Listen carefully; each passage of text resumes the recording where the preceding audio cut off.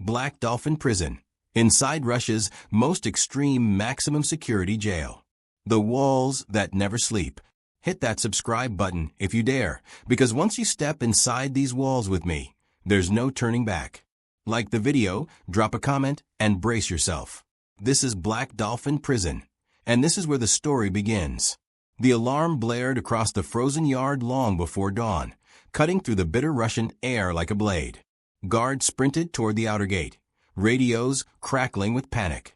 At Black Dolphin Prison, arguably the most secure prison in the country, alarms didn't sound for nothing. Something had happened.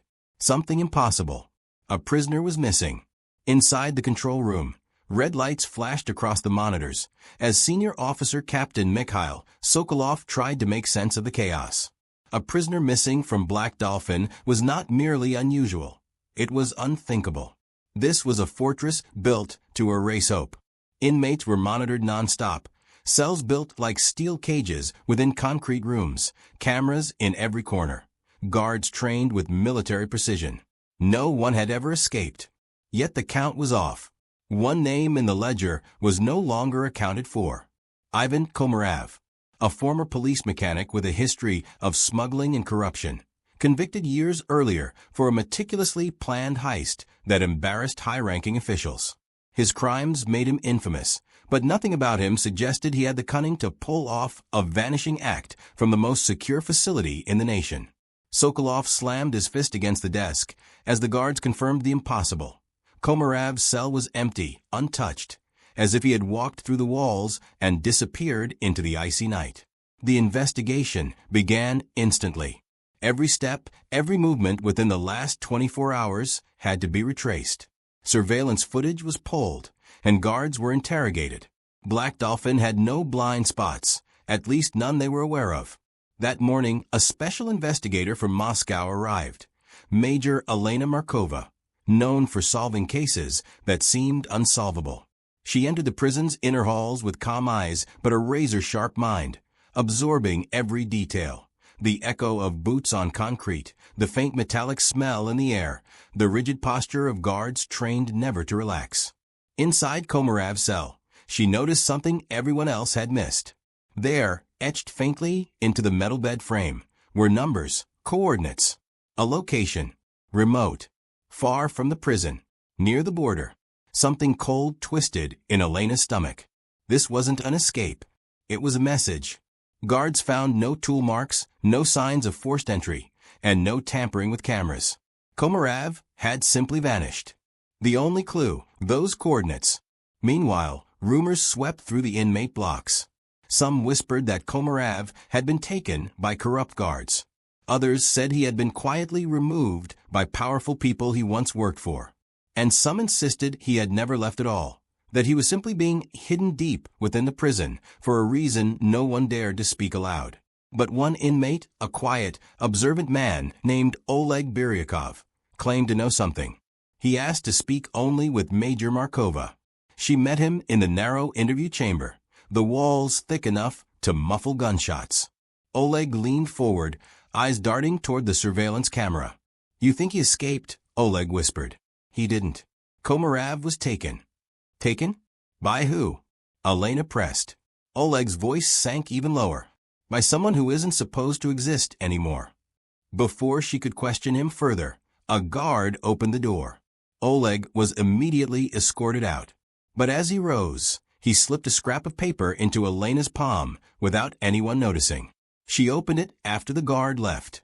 A date, a time, and one chilling sentence. "If you want the truth, meet me. But they'll be watching." Her pulse quickened. Who were they? How did a prisoner know about Komarev's disappearance? And why send coordinates etched into a bed frame? The bigger question burned like fire in her mind. Had someone used Black Dolphin Prison itself to cover up a crime? As Elena prepared to follow the trail, the prison's loudspeakers crackled ominously to life. "Attention," a voice announced. "We have discovered new evidence in Komarev's case." She froze. This wasn't protocol, and the tone wasn't normal. Something was wrong. Very wrong. Because when the guards opened the locked maintenance room, what they found changed everything. The man with no shadow, The helicopter blades carved heavy circles above the prison yard as Captain Oleg Voronov stepped out, boots sinking into the cold dirt. His breath turned white in the dawn air. Officers rushed toward him with clipped urgency, because no matter what Moscow claimed, everyone knew the truth. Black Dolphin Prison was built to control the worst men alive, not to lose them. And yet, one had vanished. Inside the administration building, the walls hummed with tension. Officers spoke in low, nervous tones, as if raising their voices might summon something they didn't understand. Voronov moved through them like a blade. He wasn't there to comfort. He was there to hunt. Major Sokolov, head of internal security, slid a folder across the table. We reviewed every corridor camera for the last 12 hours. There's no footage of Akhimov leaving his cell. None. Voronov raised a brow. Then show me the footage of him inside the cell. A long pause. Sokolov exhaled. There is none either. Voronov leaned back, expression sharpening into something cold. Black Dolphin runs 24/7 surveillance. There are no blind spots. Exactly, Sokolov said. And that's why this doesn't make sense. They walked together into the maximum security wing, where prisoners were kept under the strictest control Russia had ever imposed. The hallway felt like a bunker, thick steel doors, reinforced locks, lighting so bright it felt surgical. Every inmate walked bent at 90 degrees when never moved, escorted by multiple guards. Akhimov, officially inmate #371D, lived in the final cell on the left. Or rather, he had. Voronov stepped inside, breathing the stagnant cold of a room that should have held a man with no mercy in his bones. Instead, it held nothing. The bed was neatly made, the metal toilet spotless. No signs of struggle, no signs of a break, no tunnel, no cut bars, just absence. What about the guards on duty? Voronov asked without turning. Sokolov's jaw tightened. Both unconscious when we found them. No injuries, no toxins detected, no memory of what happened. Convenient, Voronov muttered. As they moved back into the corridor, a young officer ran toward them, breathless. Sir, you need to see this. They followed him to the monitoring room. Dozens of screens showed looping security footage. The young officer pointed at one. This is the live feed from Corridor C right outside Akhimov's cell. Voronov leaned closer. At first, there was nothing unusual, just a long, sterile hallway. But then he froze. A figure appeared for a single frame. Just one. A shadow-like flicker of a human shape, but wrong somehow. No face. No features. A man who looked like he had stepped halfway out of existence.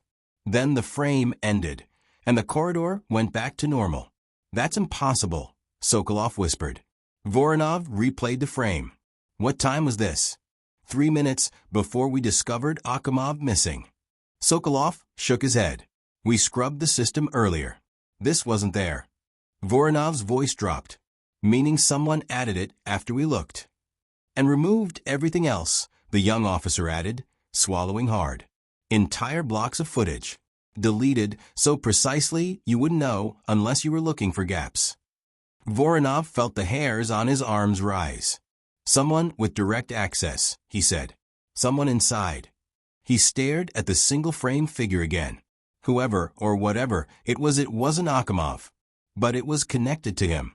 Get me all staff logs. Every keycard scan. Every guard rotation, he ordered.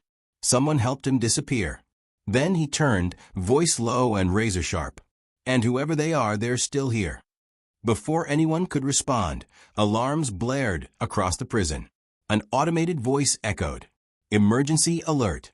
Section Delta breach. Unidentified movement detected. Voronov spun toward the screens. And this time, the shadow figure wasn't just one frame. It was walking slowly toward another inmate cell. The breach in Delta Wing. The alarms pulsed like a heartbeat through the fortress of Black Dolphin, red lights flashing against the steel walls. Captain Voronov sprinted through the corridor with Major Sokolov and 2 armed officers at his heels. The deeper they went, the colder the air became, as if the temperature itself recoiled from what waited in Delta Wing. Which cell? Voronov barked. Delta 14. One of the officers replied, breath shaking. Inmate Pavel Resnick. Voronov didn't slow. Resnick was no ordinary prisoner. He was a former military engineer convicted of building illegal weapons for criminal syndicates. If someone was targeting him, there was a reason, and reasons were never good in Black Dolphin. They reached the intersection leading into Delta Wing, and the corridor beyond looked unnervingly still. Too still. No guards. No movement. Just the sirens' echo bouncing off the metal floors. Voronov raised a fist, signaling silence. He listened. Nothing. Even in Black Dolphin, silence was wrong. The team moved in formation, rifles up, steps synchronized. The lights above flickered. Once. Twice. Then stabilized. Power grids being manipulated. Sokolov muttered. Someone's inside the system. Voronov didn't respond. He was staring at the floor. A faint trail of wet footprints led down the hall. Not bloody. Not muddy. Just wet. As if someone had stepped out of darkness, soaked in something the prison couldn't name. He followed the trail until they reached Resnick's cell. The door was open. Open, something that simply never happened in Black Dolphin. Voronov stepped inside. Resnick sat on the floor, back pressed to the wall, breathing raggedly. His eyes were wide, pupils blown, hands shaking violently. His wrists were still cuffed. He hadn't broken out. He'd been visited. Voronov crouched. Resnick. Talk to me. Resnick tried to speak, but the words collapsed in his throat. He lifted a trembling hand and pointed to the far corner of the cell. There was someone in here, he whispered. He stood right there, looking at me. Who? Voronov pressed. Did he say anything? Resnick swallowed hard. He didn't speak. He didn't move. But his face. He shuddered violently, unable to continue. Voronov stood and turned to the officers. Check the corner. They hesitated. No one wanted to step into the shadows touching that wall. But an officer finally approached, shining his flashlight. Sir, you need to see this. Voronov stepped in. Carved into the metal wall, deep, precise, almost surgical, was a message. He should not have taken the name. The words were jagged, uneven, as if scratched by someone who didn't understand human handwriting. Sokolov stared at the message in confusion. What name? Akhimov. Voronov's pulse ticked upward. Resnick, he said, turning back to the inmate. Did the intruder mention a name? Or write it anywhere else? Resnick's breathing sped up. He shook his head. No, but he said something. Not words. A sound. Like a whisper behind my ear. Voronov frowned. A sound. Resnick nodded. Like metal scraping. Like someone dragging chains on stone. It kept getting closer. And then he was just there. Resnick squeezed his eyes shut. And his eyes, they weren't eyes. They were pitch black. One of the younger officers flinched. Sir, this sounds. I don't care how it sounds, Voronov snapped. We deal with facts. Resnick suddenly grabbed Voronov's wrist. You have to stop him, he whispered. He's not done. And he's not after me. Then who? Voronov demanded. Resnick hesitated as if something in him resisted answering. Then slowly, fearfully, he forced out two words. The imposter. Before Voronov could press further, the lights in the entire wing shut off. Blackness swallowed them. The prison went dead silent for 2 long seconds. Then, from somewhere in the darkness of a corridor, a metallic scraping sound began, growing closer. The imposter's path. The scraping dragged closer, slow and rhythmic, like metal fingers raking across the prison walls. Captain Voronov froze. Every instinct in him surged, demanding he pull his team back, but retreat was an option. Not with an entity, human or otherwise, moving freely inside Black Dolphin. Flashlights now, he ordered calmly. Beams flicked on one by one, cutting through the darkness in narrow cones. The light revealed the hallway outside Resnick's cell, completely empty. Yet the scraping continued. Sokolov swallowed hard. It's moving, without footsteps. Stay sharp, Voronov said, stepping into the corridor. The sound retreated deeper into Delta Wing, drawing them forward like bait on a hook. The air grew colder with each step, their breaths turning faintly visible. They passed cells where inmates watched silently, confusion creeping into their faces. They heard the sirens, but the darkness, the unnatural silence, frightened them more. "Sir," an officer whispered, "how did someone cut power to only this wing?" Voronov's jaw clenched. They didn't. The system's online. Something's interfering locally. Sokolov frowned. Someone inside? Or something planted long before we noticed? The scraping stopped. They reached an intersection. The right corridor led to the surveillance hub. The left led to storage, a dead end. But carved into the floor, illuminated by a single flashlight beam, was another message scratched into the concrete. Left. Voronov didn't like it. "Major," he said quietly, "mark the right corridor. Post 2 men." Sokolov nodded. As the men moved into position, Voronov turned left. The air thickened instantly, as if they had walked into a pocket of pressure. Their flashlights flickered, then stabilized. Dust drifted gently through the beams, disturbed by something unseen. Storage waited at the end of the hall, its door slightly open. That door was never open. Voronov motioned for silence and approached. Sokolov covered him, rifle raised. Voronov pushed the door fully open, with one gloved hand. The moment the door creaked, something shifted inside. Not movement, no sound of footsteps, no breathing. Just the feeling of presence. He stepped in. The storage room was cramped, shelves filled with old uniforms, documents, broken equipment. The flashlight swept across the clutter until it hit the far wall. Sokolov's breath caught. "Sir, look." Taped to the wall, arranged in a precise grid, were printed photographs of inmates, dozens of them. Each one had a black X drawn across the face, except for one.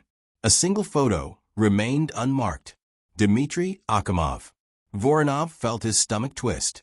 Akhimov, the man whose identity Resnick had claimed to know, the man the intruder had apparently mentioned. But Akhimov had been dead for years. Voronov stepped closer, narrowing his eyes. At the bottom of the photo, someone had written a date.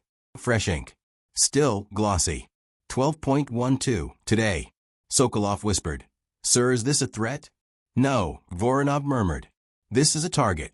A sudden crackle burst from Voronov's radio. Static tore through their earpieces, followed by a voice buried beneath the noise. A voice neither fully human nor mechanized. Something distorted. "He is not who you think he is." Voronov jerked the radio away from his ear. The lights in the room flickered violently, bursting into a strobe. Then the scraping returned. Inside the room, an officer near the doorway shouted, "Left corner. Movement." Voronov spun. His flashlight beam caught a silhouette, tall, thin, unnaturally still, standing in the far corner of the storage room, as if it had materialized there.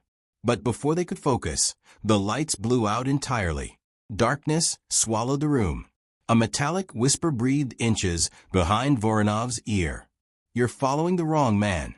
Flashlights flicked back on instantly. The corner was empty. But the wall where the figure had stood now held a final message, freshly carved, flakes of concrete still falling. "Akhimov is alive." Sokolov staggered back. "Impossible. He died in custody. We saw the files." Voronov stared at the message, stomach tightening. If Akhimov was alive, if someone inside the prison had revived his identity or forged his death, the entire foundation of Black Dolphin security had been compromised. And someone, something, was trying to show them. The shadow behind the walls. The revelation crashed down on Captain Voronov like a hammer blow. Akhimov was alive. Not just alive, but hiding in plain sight inside the fortress built to hold monsters like him. The carefully crafted illusion of his death was a lie, one designed to manipulate, confuse, and control. Voronov gathered his team in the dimly lit operations room, walls lined with screens showing every inch of the prison. His voice was low but steely. "We've been played. Someone high up is covering for Akhimov.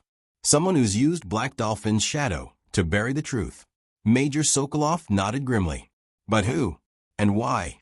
Voronov's eyes locked on a screen showing the ghostly flicker of the shadow figure from before, this time more defined, moving with purpose through the prison corridors. Because Akimov's not just a prisoner. He's a symbol. A ghost haunting the system. The investigation intensified. Officers pored over archives, searching for the missing pieces. They uncovered reports of Akimov's supposed death, marked as suicide in a cell, and discrepancies in the paperwork that had been quietly ignored. Then came the whispers from the inmates.